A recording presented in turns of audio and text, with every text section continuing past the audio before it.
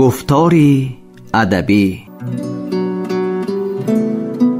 شنوندگان عزیز، حالا گفتاری ادبی را از روی اثر نویسنده خوش سلیقه شریف خلیل در قرائت مغفرت یوسفی بشنوید.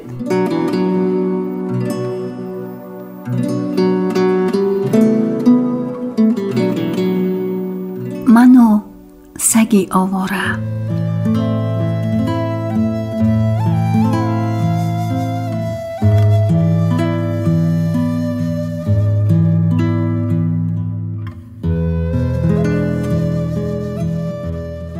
باز هم زمستان بود.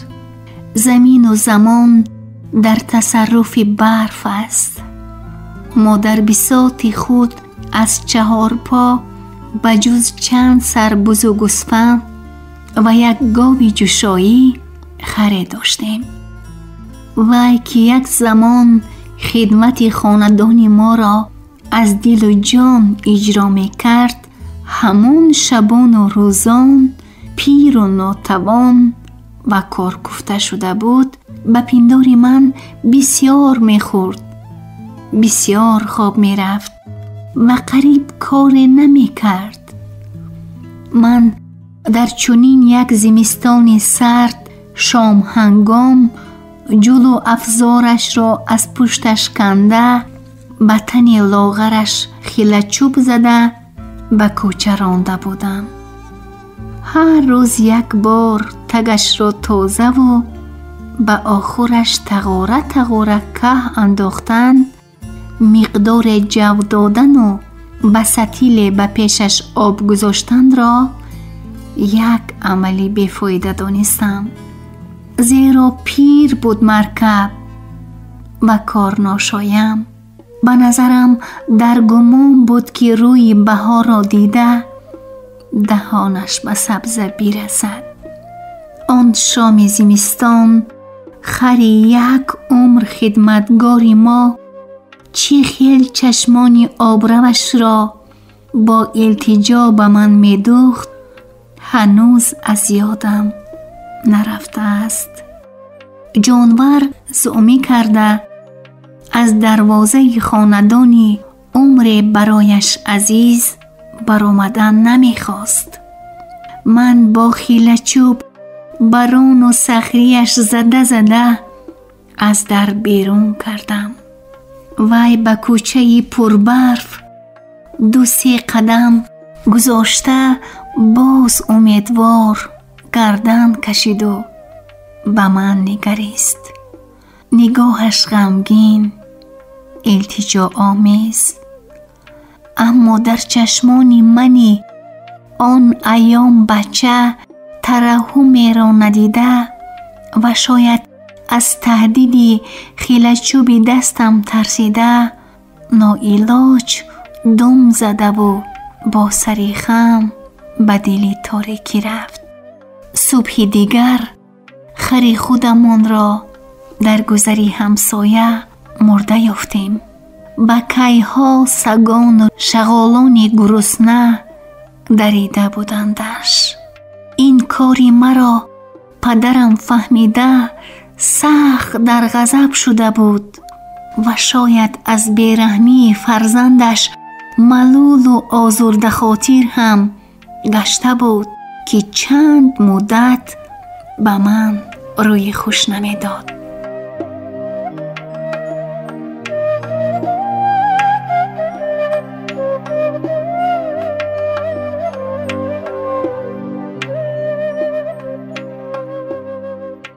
الان شب است، از شبان تاریک و بیداد و سردی زمستان. من ساعت پیش یا بیشتر از آن از جایکی گرم و آغوش مدام نرمک محروم ماندم. برف نمی بارد، برف هوا کشاد بود و ستاره زار. از عمق همین آسمان زیبای منقش ذره‌چه های می ریختند. نه مانند مانند نبودم به ذره‌چه، عین زهرچه بودند آنها. آهسته می آمدند به حد کاهلانه که بعضا چنین تنبلی در خود من هم ظهور می کرد، خاصه در اجرای یگان کاری دلناخواه. حالا ساعت چند است؟ نمی دانم. وقت را هم گم کردم. به صبح امید باز چقدر وقت باقی است نیست نمی دانم. سرد از هوا و من اکنون در چکمن نیمداشت خود گویا 100 بار پیچیدم و آن دارایی تن من نیز در سرما تراشرا می ماند. نه مرا گرم می کرد و نه خود گرم می شد. درق درق می لرزم. دست و پایهایم کرخت. چکمن من وقتی گشتن شرق شرق صدا می دهد. گویا از سردی بلند دندانهایش به هم می خورند. با امید به جانب آسمانی ستاره زار می نگرم. دورند آنها، فروغی به حلمشان به زور تا عالم خاک می آیند. شاید آنجا هستند خانه های فرشتگان سماوی. خیالاً حس می کنم که گرم و راحت بخشند منزل آن حوران نوری. حالا به آن خانه ها مهمان گشتن من امر محال و امیدوار به سوی خانه های اطراف می گردم. همه جا و همه چیز در شکنجه ظلمت ماندند و غالباً خاموشی هولانگیزشان به قلب ظلم دیده من تضییق آورده هستیم را نقش زمین می سازند. از هر جانب بناهای بلند قد گرفته تا خودی ستاره ها می رسند. گویا از چشمان بعضی تیرزه های همین خانه ها یک روشنی کند به اطراف می خزد و من خنک خورده را میل میل آن چراغکان به سوی خود می خوانند. من همان خنک می خورم. بلکه چنین به نظر می رسید که خنک مرا خرسند می خورد. گویا یک غذای بامزه باشم. به هیچ تأخیر هوسی همه موجود زنده را آورده و به قول جیز داده آهسته و بناز می خورد که از این خوردن ها هوسی خودم هم می آید. آب دهان فرو می برم. یک مشت هوای سرد به معده‌ام می درآید و می پیچد. آب دهانم نبود گویا. آن را نیز سرمای شب دی از جام لبانم دم کشیده بود. پاکیزه نوشیده بود. در کوچه خلوت ترسیده و لرزیده به گردش می آیم. بعضا اوباشی می کنم. این سو و آن سو می دوم. می خواهم خونم را بیشتر به گردش آورم. آخر یگانه گرمیه که امیدی مرا زنده می سازد همین خونی در شریانم جاری است. می دوم و می دوم و شلپر گشته اکنون نیروی تنم کاهش می یابد و من زود از این شغل دست می بردارم. بعد غضبم جوشیده ماشین های در قد راه قطار را لگد می زنم و آنها به شور می آیند. بانگ خطر می زنند. اما کسی به این بانگ جواب نمی گوید. میلیسه را هم فریاد نمی کند. امیدوار بودم که به گمان یگان اوباش یا دزد شبرو میرشبهای این شهر داشته مرا ببرند و پس پنجره میمونخانه خود بیاندازند و من از دست این سرمای مست بیرحم به موقت باشد هم نجات بیابم. اما بر قصد من میرشبها پدیدار نبودند. شاید در یگان گوشه گرمک خوابند. خلاص در این شهر حالا هم میرو و هم میرشبش سرما بود و به قصد جان منی به خانمان دندان تیز میکرد. من گرفتار خود و زندگی این دم پر عذاب خودم هستم. سرمای وحشی به گریهبان من پیچیده و من گریهبانگیری آن هستم. وی مرا میخواهد سوار شود و نقشی زمین بکند. من او را میخواهم لجام زده و رام سازم و در ماورای همین نبرد نابرابری مرگ و زندگی دست و پا میزنم. تلاش میورزم تا مفت تومه گرگ سرما نگردم. اما صبح امید ناپیدا بود. فکرم ناعیان به وطن میکوچد. آنجا زوجه و 2 فرزندی چندین سال پیش به تلاطم حیاتی به شفقت رها کردم زندگی دارند. البته خانه هایشون گرم بودگیست، شکمشون هم سیر، تنشون بیشک بطون. اما من اکنون حالی دارم که حالا از کرده خود 100 بار پشیمانم. تربه میخورم هم. من از این مانده و از آن رانده به امید از دل میگذرانم که مهتاب مادری بچه های زنده جدایم مرا میبخشیده باشد. 2 جگر گوشه‌ای اکنون شاید کلانک شده و به دستیار مادر مبدل گشتم. از گناه منی بی‌مهر میگذشته باشم. اگر همین شب زنده بمانم، البته صبح زنگشان میزنم و میگویم که عزیزانم، مهربانانم، من پدری احمق شما زنده هم و خدا خواهد به نزدتان بر میگردم. میبخشیدگیستند. چرا نه؟ مسلمانند کو آخر.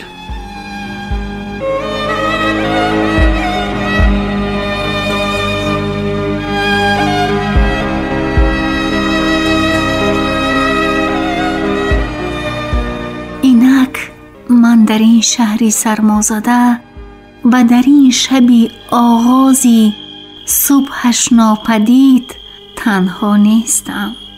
از کدام تنگ کوچه یک سگ تولک به من همراه گشت. وی منگاه زنان گردی مرا یک چرخ زد و تنی سرما کشیدش را به ساق پایهای من مالید. به امید مالید. پایهای خنک خوردش را مانوگیر از زمین برداشته، بعد روی فرشی از یخت کرخش بسته چوکه زد و نیز درق لرزیده چشمان امدادجویش را به من دوخت. یقین ترحم میخواست، اما در چشمان من رحم نبود. آن حسی عالی انسانی هم یخ بسته بود. خواستم به شکمش لگد زده از نزدم دور بکنم، اما از چی بود که به حال خود و آن سگی ویلگرد ناگهان دلم سوخت. پس هنوز شفقت در عمق ضمیر من پای برجاست. نمرده است آن. از سوز دل آه کشیدم، آهم نیز سرد چنان به درد که اما ناعلاج بودم من. نه به خود و نه به آن سگی مثل خودم به خانمان کمک کرده نمی توانستم. دست کوتاه بودم، بلکه خودی همان دست نبود. در وجود این دم سرما کشیده من به دسته دری هر درآمدگاه بناهای قطار و بلند دست یازانده می کشیدم. بستند. میدانم تا به زندگی ساکنان خانه های بلند آشیان بهوده و بیهوده خلل نرسانند، درهای بناها نیز آهم پوش شدند و قلف و کلید دارند، شاید از ترس دزدان شبگرد. اما من دزد نیستم. یک نفر مسافری دور از وطن هستم که مدت خوشبخت و حالا نهایت بدبخت به نوا، بلکه بخت گم کرده، نوا باخته و عینی حال درمانده. کاش دوست می بودم یا کاش آدم کشه. شاید اندوخته های پیشه خود را به کار برده ندزدم هم، کسی را نکشم هم، از دزد جان خود، از این قصاب بی ایمان سرما نجات می یافتم. اما صد اندیشه به سرم می آیند، تیز تیز می آیند و همون سان زود به ناکجای فرار می کنند. من سرگرم نجات بخشیدن سر قاق خود، سری از تاثیر سرما گیج شدم هستم. باز همان سگ دنبالگیرم است. ما دو نفریم در نبرد نابراری مرگ و زندگی. باید تلاش ورزید که از سرما نجات بیابیم، اقلاً تا صبح برسیم که از آغازش حیات شهر دوباره گرم خواهد شد و اون طرفش توکل به خدا خواهیم نمود. من به وطن برگشتنیم، به نزد پیوندان. سگ نمیدانم، وی هم روزی خود را خواهد یافت.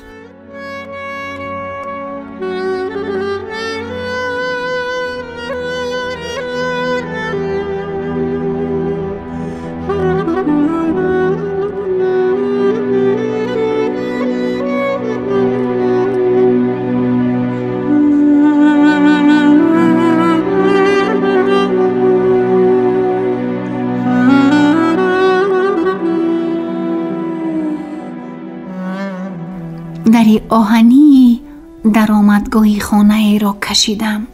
گویا آخرین دری امید را می گشاده باشم. با تمامی هستیم از خداوند کمک خواستم. شاید آن سگی بی پرستار نیز که مرا متکای یگانه‌اش شمرده از پسم اکنون کشاله شده می آمد، رو به آسمان آورد. مینگاس زد، از دل مینگاس زد، نالید به درگاه خدای کلی حال. چی مهربانیه! و من و آن سگی دیدو وارد گذرگاه شدیم. از قضا آنجا چنان تاریک بود که گویا به قبر در آمده باشیم. دست کرده از اینه ها بالا شدم. از قفای من سگ نیز می آمد. وی بیملال راه می رفت. من در این تاریکستان چیزی را نمی دیدم. دست مانده در خانه را پیدا نمودم و انگشت زدم. در صدا نمی داد، زیرا چرم پوش بود. ممکن نیروی نداشتم که حالا ضربی به تکرار انگشت و بعد مشتهایم صدا نمی دادن. آن را صاحب خانه هم نمی شنید. این خیل پلماسیده و کافته و نهایت یافته به هر در انگشت می زدم. 2 مشته می کفتم، اما بی نتیجه. تربوزم از بغل غیلید. به هر حال گذرگاه یک ذره از زیر آسمانی کشادی کوچه گرمتر است، اما این گرمی به تنی کرختی من اثر نمی کرد. به من گرمی زیادتری لازم، وگرنه مفت جان خواهم باخت. دری خانه ها همه چرم بندی شدند، چون دل ساکنان شهر به آن انگشت زدن حاجت ندارد، از 2 سر نمیشنوند. پس باز به پلماسیدن در آمدم و دستم به چیزی سخت تری رسید. پخش نمودم. آوازی بلبل به گوشم نشست. حیران شدم و یک تبسمی کجی نیز به لبان کرختم دوید. خیالم ناعیان به بهاری گلفشان وطنی اجدادیم می رفت که آوازی ترسالود خانم به گوشم رسید. کیست؟ گفت وی. شاید از چشمک در به بیرون نگریسته. از فرط خوشنودی و هیجان آوازی من نمی برآمد. بانوی خاندان دوباره از پس دری چرمی نپوش آواز انداخت. کیست؟ کی در کار؟ بعد سگ که در بری من ایستاده نیز چشمی امید به دری چرم پوش دوخته بود مینگاسد، بلکه تلخ و به درد گریست. درک شده شد و از دهلیز خانه یک پنجه نور بر روی من و سگ زد. وی به حد حیرت زده به من و همراه هم نگریست که گویا ارواح باشیم و خواست زود در را ببندد. من با التجا آن را منع کردم. آن لحظه چی گفتم چی ماندم در یادم نیست. از 2 چشمم بیست اشک می آمد، اما نگاهی هراسانی آن بانو از سر و روی کبودگشته من لغزیده به سگ دوخته شدند. وی را با نگاهش نوازش نمود. من را گویا نمیدید آن زن. بعد تاب خورد و به سوی خانه خواب صدا زد و لحظه پس یک مرد قامت بلند دم در پیدا گشت. چهرهش گرفته بود. شاید از خواب خسته و برای این تشریف بی‌محل خیلی نارضا بود. آنها زن و شوهر چیهای گفتند بین خود و مرد که قریب برهنه بود به سوی من نگاهی آتشبار افکنده ناسزا گفت و پیشتر آمده از سر سینه‌ام تیله داده از دم در دور کرد. سر و گردن سگ را با نوازش مالیده اجازه داد که به خانه درآید و به علت در را برای من بست.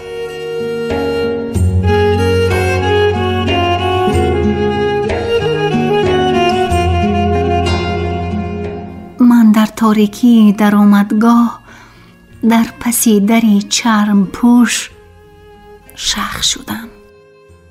اکنون اشکم هم جاری نمی گردند. همان ترقاسی در دلم چنان اثر کرد که گویا خنجری زده باشندم.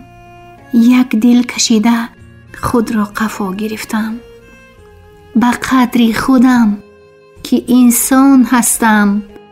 در بدل زندگی گاه توأم به غم و گاه پیوند به شادی هایم. باری اول سوخته و سوخته از دم آن خانه باشندگان بمروت کنار رفتم. بگیرم یا بخندم، بسوزم یا بسازم، بمیرم یا بزیم. نمیدانستم. من یک حالت نامفهوم بر من باریز شده بود. از این پیش به این حالت گرفتار نگشته بودم. حالا از همه مقدسات عالم دست و دلم خنک شده، خاصه از نامش آدم، دلگران و دلگزان بودم. اطمینانم قوی تر گشته بود که در زیر چرخ کبوت عمر آدمی به یک تنگه زرد نمی ارزیده است. وقتی از پس درآمدگاهی باششگاهی آن مردم بمروت با شست به در آمده و خود را دوباره به پناه آسمانی کشاد ستاره‌زار و اختیار سرمای وحشی سپاریده و از شدت اندیشه های زید و نقیض دیوانوار قدم می‌ماندم، نمی‌دانستم که سری سودایی خود را به کدام دیوار بزنم، درد خود را به کدام گوشه بگویم، کجا روم و چی کار کنم و اصلا چی تفاوت داشت که من کجا می روم. همه جا سرما سری به پرستار می خورد. همه جا سرما چی خشک و چی تر برابر می خورد. بجز خداوند متکای ندارم، بلکه آن لم یزیل لم یزال نیز از بنده چون من دست شسته بود. نهایت خاریم آمده، به حال خودم درون میگیریم. نهایت تلخ و به درد میگیریم. بعد همین گریه در ابتدا به حد آرام از قعر وجودم به ولکان مبدل گشته میکفد و با شدت بیرون می آید. من اکنون های های گریسته غم دلم را بیرون می افکنم. به سرم فکر نمی آید. حالا از سرمای نهایت بلند مغزم کرخت گشته بود، بلکه اندیشه هایم هم در مقام خود یخ بسته به هیچ وجه نمی خواستند که به من چاره رهایی را بگویند. منزل مراد کجاست؟ نشان بدهند. همه امیدهایم به هیچ مبدل گشته، نهایت یک مرغ بسمیل را میمانند و با زور ارادت پایهای بی‌حسی خود را کشاله کرده از یک کوی به کوی دیگر میگذشتم. دیگر نیروی ندارم که علیه سرمای شب مقاومت بکنم. چند قطره اشک در گونه های کرختم یخ بستند و آینه چشمانم متصل خیره شده منظره اطراف را نهایت گم میکنم. پایهایم در بند زولانه مرگ گرفتار است. وزنین و عجب بهیسند. من دیگر نیروی راه رفتن ندارم. حس میکنم که واپسین جرعه نیروی مرا سرما میخورد. یک نفسی کوتاه، شاید آه است، آن آهی سرد، یا نفسی دراز میکشم من و کنده سرمازده تنم موزون به زمین می افتد. از پس پرده تنک نامفهوم باری آخر صورت غم گزیده زوجم مهتاب و چشمان آبی دو کودک نوبالم، دیدگانی نمی شوهری عرق مستی مشوقم را می بینم که حرفی ناسزا در لب معلول و آزرده خاطر از اینها پایان می رود. بعد پیش نظرم همون مرکبی عمر زحمتکشی پیرمان پدید می آید که دو دیده غمگینش مأوای اشک دم زده و به دلی تاریکی می رفت. من به امید دست دراز می کنم که از دم مدام جنبان آن جانور بیدارم، اما در کفم باد سرد انگشتانم فشرده می شوند.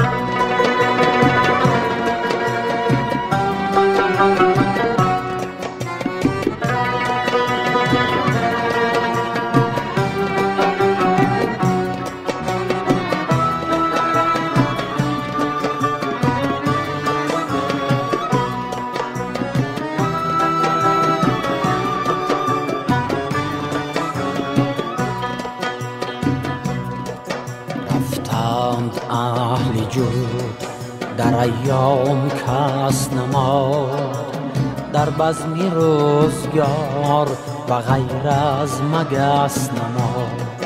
رفتند اهل جود در ایام کس نماد، در بزمی روزگار و غیر از مگس نماد.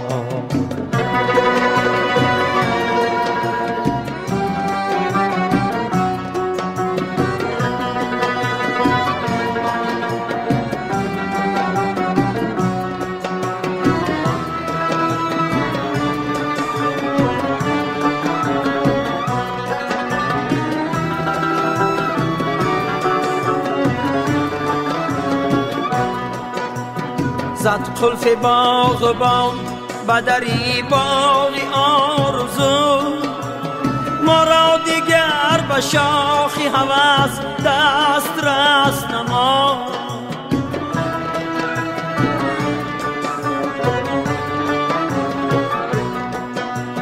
رفت از دماغی گوشه نشینان حضور قلب، آسوده خاطری به بهشتی قفس نما.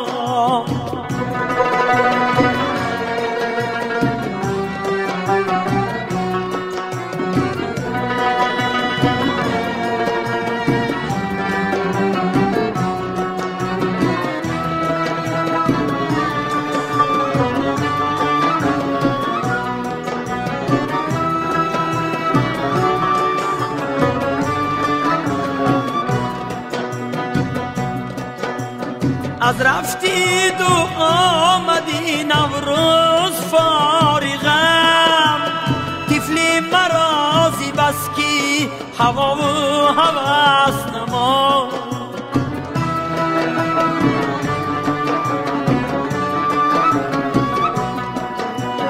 بستن سعیدا در ارباب جود را، از ناله لب ببند کی فریاد رس نما.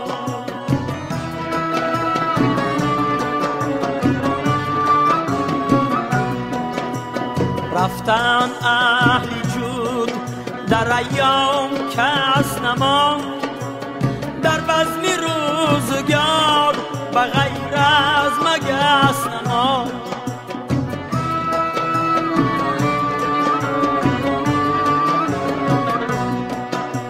رفتند اهل جود در ایام کس نماند، در بزمی روزگار به غیر از مگس نماند.